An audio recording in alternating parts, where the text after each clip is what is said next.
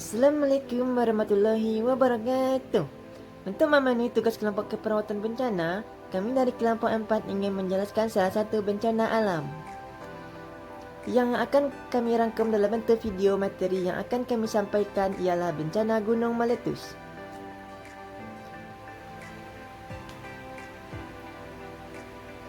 Sebelum lebih dalam membahas gunung meletus, ada pun hal yang akan kami bahas, yaitu yang pertama, dampak bencana terhadap kesehatan. Yang kedua, sistem penanggulangan. Dan yang ketiga, perbedaan perencanaan kebutuhan kawan berdasarkan karakteristik bencana.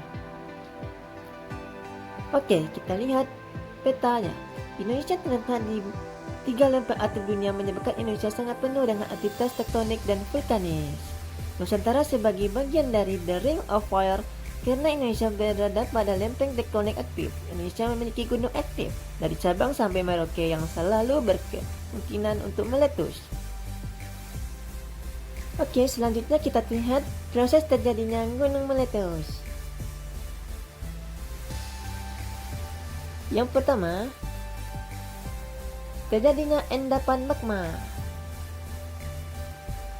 Magma adalah cairan pijar yang terdapat di dalam lapisan bumi. Cairan magma yang keluar dari dalam bumi disebut lava. Suhu lava tersebut mencapai 700 sampai 1200 derajat Celcius. Kemudian batu dan abu 18 km.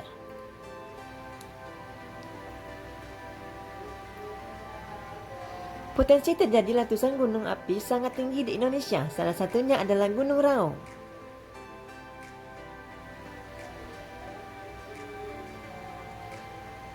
Gunung Raung, laporan mengenai peningkatan aktivitas diberikan sejak hingga tanggal 21 Juni 2015. Mendeteksi adanya 2 lubang magma sehingga diperkirakan tidak akan terjadi letusan besar. Material pijar mulai menyembur pada tanggal 26 Juli 2015 dan rangkaian letusan terjadi sejak tanggal 4 Juli 2015. Daerah di sekitar Gunung Raung dituruni hujan abu serta merasakan gempa tremor. Kemudian dampak bencana terhadap kesehatan. Mari kita lihat apa saja dampak terhadap pernapasan. Yang pertama, iritasi hidung dan flu. Yang kedua, sakit tenggorokan. Yang ketiga, bronkitis akut. Yang kelima, ketidaknyamanan bernapas. Kemudian, penyakit mata, ya, iritasi mata.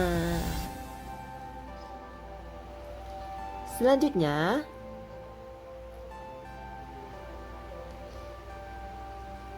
iritasi pada kulit. Iritasi pada kulit menyebabkan kulit memerah. Kemudian sistem penanggulangan bencana gunung meletus. Yang pertama, kita mengenal pra bencana gunung meletus. Pra, yang pertama kita mengenali tanda-tanda bencana. Yang kedua, kita membuat peta ancaman. Selanjutnya, sistem peringatan dini. Mengembangkan radio, komunitas menyebarluaskan informasi, mencermati dan memahami peta kawasan, membuat rencana penanggulangan bencana, mempersiapkan jalur dan tempat pengungsian, mempersiapkan kebutuhan dasar. Kemudian, penanggulangan saat bencana gunung meletus. Lengkapi semua informasi dan klarifikasi kebenaran data.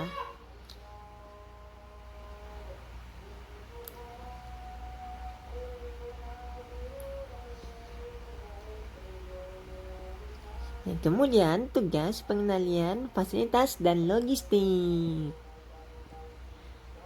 Mampu mengetahui dan menyiapkan kebutuhan semua unit kerja, menyiapkan dan berkoordinasi dengan sektor lain dalam menyiapkan kebutuhan korban seperti rumah sakit, lapangan, dan sebagainya. Kemudian penanggulangan pasca bencana gunung meletus. Yang pertamanya kita harus lakukan rehabilitasi seperti perbaikan lingkungan daerah bencana, perbaiki prasarana dan sarana umum, pemberian bantuan perbaikan rumah masyarakat, pemulihan sosial psikologis, pelayanan kesehatan dan sebagainya. Untuk rekonstruksinya, pembangunan kembali sarana dan prasarana, pembangunan kembali sarana sosial masyarakat dan sebagainya. Bisa kita lihat bersama-sama.